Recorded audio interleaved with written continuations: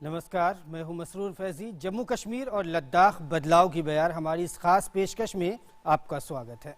बदली हुई इस फिजा का ये सबूत है कि पूरे खित्ते में ग्रास रूट डेमोक्रेसी की जड़ों को मजबूत करने के लिए कवायद और तेज हो गई है। अवाम को चुने नुमाइंदों को अब पूरी आज़ादी के साथ काम करने का मौका मिल रहा है। पंच सरपंचों को इंश्योरेंस दिया जा रहा है ताकि मिलिटेंसी का खतरा किसी भी तरह के डेवलपमेंट की राह में रोड़ा न बन सके।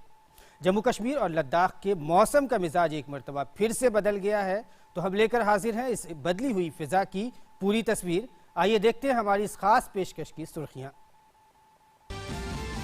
जम्मू कश्मीर के लगभग 40,000 पंचायत प्रतिनिधियों को मिलेगा इंश्योरेंस, ग्रास रूट डेमोक्रेसी को मिलेगा बल। जम्मू कश्मीर और लद्दाख के तापमान में भारी गिरावट, बर्फबारी और तेज हवाओं ने लोगों के लिए दिक्कतें की पैदा, प्रशासन पूरी तरह से मुस्तैद। कश्मीर की पारंपरिक कांगड़ी ने बढ़ाई बाजारों की रौनक, कांगड़ी की बिक्री पिछले साल की तुलना में लगभग दोगुनी। और एडवेंचर स्पोर्ट्स को बढ़ावा देने के लिए लद्दाख में आइस हॉकी टूर्नामेंट का आयोजन, देश भर की आइस हॉकी टीमों ने लिया भाग।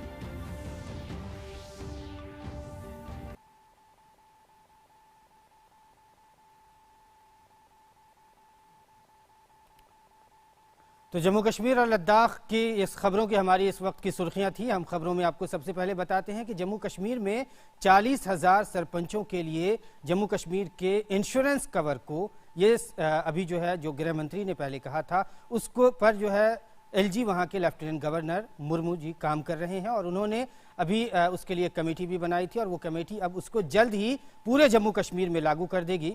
इस सिलसिले में हम बात करते हैं, जम्मू से हमारे साथ जुड़ रहे हैं संजय चौकी जी, जो सरपंच हैं। संजय जी, इस तरह का इंश्योरेंस जो आपको दिया जा रहा है, खास करके उन जगहों पर काम करने के लिए जहाँ पे मिलिटेंसी अफेक्ट एरियाज जो होते थे, जहाँ पर काम करना बहुत ही मुश्किल होता था, तो उन जगहों पर काम करने में आपको कितना मददगार साबित होगा?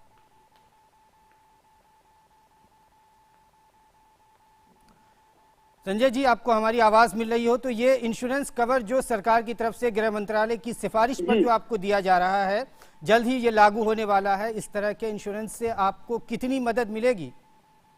सर, ये जो इंश्योरेंस पॉलिसी जो सरकार दे रही है, इसका मतलब हमारे जम्मू कश्मीर में पहले भी 2008-10 में बहुत से ऐसे इंसिडेंट हुए थे, जैसे हमारे 25 सरपंच की बहुत सी ऐसे जान चली गई थी। तो जो ये इंश्योरेंस पॉलिसी जो सरकार की है, बहुत बढ़िया पॉलिसी है। हम उम्मीद करते हैं कि इस पॉलिसी से हमारे जो भी सिक्योरिटीज हैं, जो भी हमारी यहाँ पे इंसिडेंट होते थे, तो इसका जरूर लाभ मिलेगा सर। इस तरह का जो है आपको जो इंश्योरेंस सरकार की तरफ से दिया जा रहा है, आपके मनोबल को कितना सपोर्ट करेगा, खासकर गांव के इलाके, दूर दराज पहाड़ी इलाकों में जो, या उन इलाकों की हम बात करें जो आपके साथी होंगे मिलिटेंसी अफेक्टेड एरियाज जो थे, जहां पे काम करना बहुत मुश्किल होता था, तो अब सरकार की तरफ से आपको एक तरह से एक पहल की गई है, आपको इंश्योरेंस कवर, सुरक्षा भी आपको मुहैया कराई जा रही है और इंश्योरेंस कवर भी दिया जा रहा है। तो ये बताइए आपके मनोबल को कितना बढ़ा रहा है?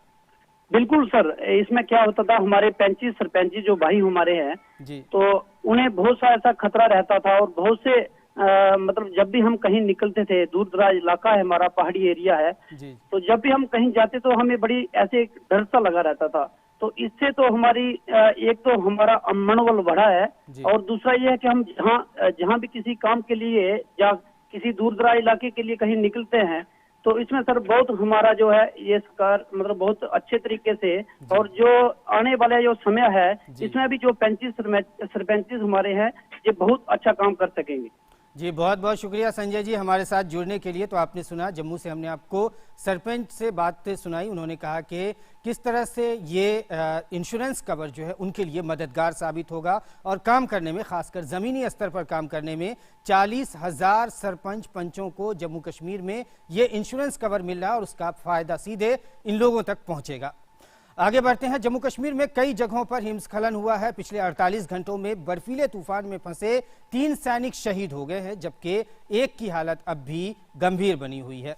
सोमवार को जम्मू कश्मीर के बांदीपुरा में हिमस्खलन हुआ, जिसमें फंसे कई लोगों को बचा लिया गया है। हालांकि हिमस्खलन में कुछ भवनों को भी नुकसान पहुंचा है। जानकारी मिलते ही राहत और बचाव का काम शुरू कर दिया गया है। बर्फबारी और हिमस्खलन की वजह से सड़क संपर्क भी टूट गया है। वहीं कड़ाके की सर्दी से जूझ रहे जम्मू कश्मीर में सोमवार को हुई बर्फबारी और बारिश की वजह से लोगों को कुछ दुश्वारियां भी लोगों के लिए पैदा हुई हैं। भारी बर्फबारी और हिमस्खलन के कारण बारामूला, बांदीपुरा और गांदरबल में कई मकानों को नुकसान भी पहुंचा है।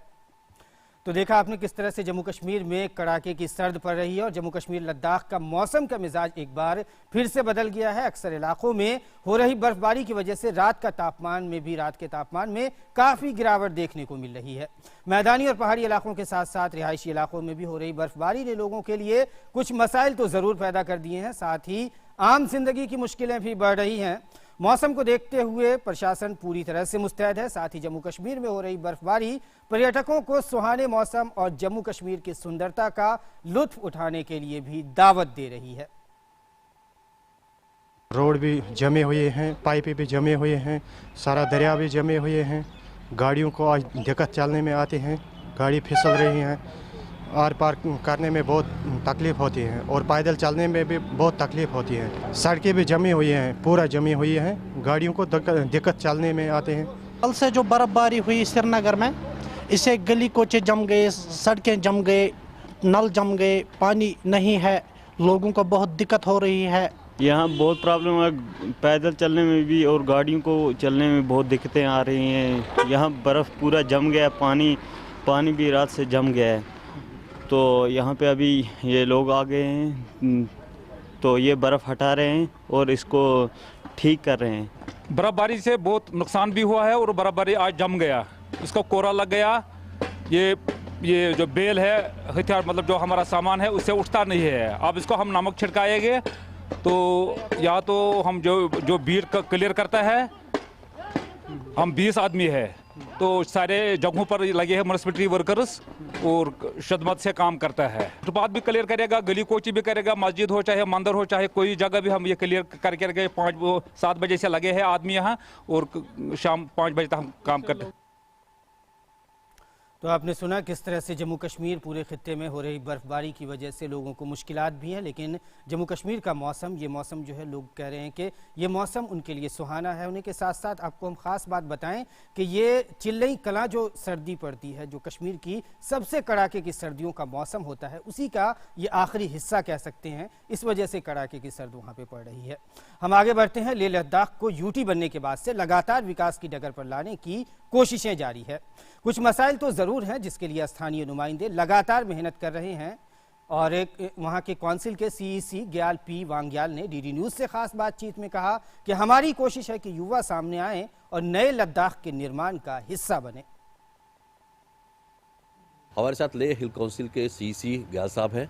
हम इनसे जानेंगे कि लेह में और लद्दाख में पर्यटन की संभावनाओं को लेकर, खासकर जब यूटी बना है जब से, उसके बाद से पर्यटन की क्या संभावनाएं हैं और उस पर लेह काउंसिल क्या कार्य कर रहा है। लद्दाख एक ऐसा टूरिस्ट स्पॉट है जो मेरे ख्याल में भारत में कहीं और आपको मिलेगा नहीं। आप चाहे आप ले लीजिए, चाहे वो आप कारगिल ले लीजिए। दिल्ली में साउथ एशियन टूरिज़्म का ये एग्ज़िबिशन 8 से 10 तारीख को यहाँ चल रहा है दिल्ली में।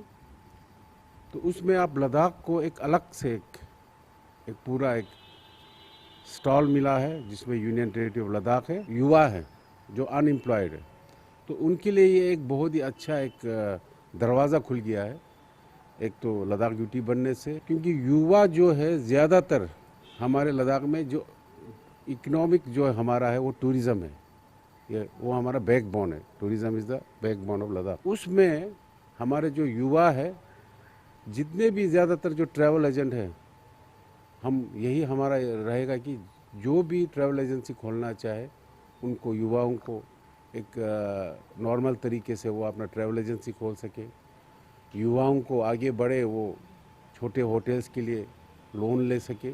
उन सब का हमारा जो हिल काउंसिल है की तरफ से सारा फैसिलिटीज़ रखा जाएगा ताकि हमारे युवा ज़्यादा से ज़्यादा इसमें इन्वॉल्व हो, वो खुद एंटरप्रेन्योर बने, ताकि यही युवा जो कि हमारे लद्दाख का फ्यूचर है, यही लोग लद्दाख को आगे बढ़ाएं। सर, आप विभिन्न मिनिस्ट्रीज़ में भी जा रहे हैं, आज डिफरेंट मिनिस्ट्रीज से आप मिलेंगे, क्या रखेंगे उनके सामने जाकर अपनी बात को? हमें ज़रूरत है कि वो जो होटल्स है, जो गेस्ट हाउस है, हॉस्टल है, वो जो है लद्दाख में वो सब टूरिस्ट से भरे रहे। उसके लिए हम टूरिज़म मिनिस्टर से मिलेंगे, उनसे आग्रह करेंगे कि आने वाले दिनों में कि हमारे जो होटलर्स वहाँ पर है, जो हमारे ट्रैवल एजेंट्स है, उनको टूरिज़म और मिनिस्ट्री ऑफ कल्चर से फैसिलिटेट करें, उनको और से टूरिज़म में स्कीम्स दें। क्योंकि लद्दाख जो है अभी इतना, क्योंकि हमारे बेसिक प्रॉब्लम्स भी हैं उसके अंदर हमारे, क्योंकि देखिए ना, हमें वहाँ ड्रिंकिंग वाटर का प्रॉब्लम है, सैनिटेशन का प्रॉब्लम है, इसी तरह ट्रैफिक का है, इसी तरह फिर हमारे वेस्ट डिस्पोजल है। तो ये सब अभी हमारे एक बहुत बड़ा हमारे पास सामने एक मसला है। इसलिए हम गवर्नमेंट ऑफ इंडिया से यही मांगे कि एक अच्छा सा एक हमें टूरिज़म का एक अपनी तरफ से एक अच्छा सा हमें एक सपोर्ट दे फाइनेंशियली, ताकि हम इन सब को आने वाले दिनों में ठीक कर पाएँ। जब तक हम जम्मू कश्मीर के साथ थे, हमारे लिए फंडिंग जो एक बहुत बड़ा मसला था। जो हमारा हक है, जो हमारा फंडिंग है, जो हमें मिलना चाहिए, वो हमें जम्मू कश्मीर से नहीं मिलता था। देखिए ना आप, लद्दाख 45,000 स्क्वायर किलोमीटर सबसे बड़ा रीजन है जम्मू कश्मीर में। डेवलपमेंट करना है तो हमने एरिया को डेवलपमेंट करना है, यानी कि पॉपुलेशन को। तो उसके डेवलपमेंट के लिए देखिए, हमें कल तक सिर्फ जो जम्मू कश्मीर का बजट था 2% जो है, उस बजट का सिर्फ 2% हमें मिलता था। तो आज हमें उम्मीद है लद्दाख यूटी बनने के बाद हमें फंडिंग की कोई कमी नहीं रहेगा। ये थे लद्दाख के सीसी साहब, जिनका साफ मानना है कि केंद्र सरकार अगर सहयोग करती है तो लद्दाख पर्यटन के क्षेत्र में विश्व पटल पर अपना एक अलग छाप छोड़ के रहेगा। कैमरामैन अनिल कुमार के साथ कुमार आलोक, टीडी न्यूज़, दिल्ली। जम्मू कश्मीर और लद्दाख दो अलग अलग यूनियन टेरिटरी बनने के बाद दोनों के विकास के लिए लगातार कोशिशें जारी है। हम अगली खबर पर नजर डालते हैं। जम्मू कश्मीर और लद्दाख में इन दिनों स्नो कार्निवल के दौरान स्कीइंग, आइस हॉकी जैसे अनेक इवेंट का आयोजन हो रहा है। इससे न केवल पर्यटन बल्कि रोजगार के अवसरों में भी खासा इजाफा होगा। हाल ही में 7वें नेशनल आइस हॉकी प्रतियोगिता का आयोजन हुआ, तो आइए देखते हैं ये खास रिपोर्ट। खुले आसमान में प्राकृतिक बर्फ पर ये जश्न आइस हॉकी के तई दीवानगी को साफ बयान कर रहा है। 7वें नेशनल आइस हॉकी प्रतियोगिता का आयोजन लेह लद्दाख में किया गया। इस टूर्नामेंट में लद्दाख और मुल्क भर की आइस हॉकी टीमों ने हिस्सा लिया। कड़ाके की सर्दी में आयोजित राष्ट्रीय आइस हॉकी प्रतियोगिता का आयोजन आइस हॉकी के तई खिलाड़ियों के जज्बे को साफ बयान करता है। बार अच्छा रहा हमारा टूर्नामेंट्स और मिक्सअप किए हैं पूरा, मतलब टूर्नामेंट्स में पहले जितने भी गर्ल्स पार्टिसिपेट करते हैं सारे गर्ल्स मिक्सअप करके और 4 टीमें बने हैं। हमें बहुत अच्छा लग रहा है आज ये मैच हमें खेलने का मौका मिल रहा है। और क्योंकि लड़कियों को उतना मतलब चांस नहीं मिलते थे पहले, बट इस बार मतलब टाइम को लेके इस बार मतलब बहुत अच्छे से हमारा मैच ज़्यादा भी हो रहा है। पहले एक ही मैच होते थे सीसी, और अभी नेशनल हो के हमारा 2-3 साल हो रहा है, और फिर हमें बहुत अच्छा लगता है इसके लिए। हम लोग ने 3 मैच खेला, एक लद्दाख वर्सेस खेला, एक दिल्ली वर्सेस खेला और एक चंडीगढ़ वर्सेस खेला। तो हम चंडीगढ़ वर्सेस विन थे और 2 हम लूज हो गए। इस खेल को रूस, कनाडा, अमेरिका और यूरोप के अन्य देशों में खूब खेला जाता है। भारत में वैसे तो आइस हॉकी का प्रचलन बहुत कम है, लेकिन लद्दाख के क्षेत्र में इस खेल को लेकर बहुत उत्साह देखा जाता है। लद्दाख में आइस हॉकी उतना ही लोकप्रिय खेल है जितना कि उत्तर भारत में क्रिकेट। लेह लद्दाख, जम्मू कश्मीर में स्नो कार्निवल के दौरान इस तरह के इवेंट यहाँ की अर्थव्यवस्था की रीढ़ है और साथ ही पर्यटन का एक शानदार आयोजन भी है। Kashmir desk, TV news. तो जम्मू कश्मीर और लेह लद्दाख में जाड़ों के मौसम के जो मशहूर खेल हैं वो इसी तरह से हमेशा खेले जाते हैं ताकि युवा सामने आए। कश्मीर और लद्दाख के युवा, दोनों यूनियन टेरिटरीज के युवा हर मैदान में आगे बढ़ सकें, यही सरकार की भी कोशिश है। और युवाओं की भागीदारी मुल्क की तरक्की में, इलाके की तरक्की में भी बराबर का योगदान साबित हो। तो आज की हमारी इस खास पेशकश में बस इतना ही। इजाज़त दीजिए, नमस्कार।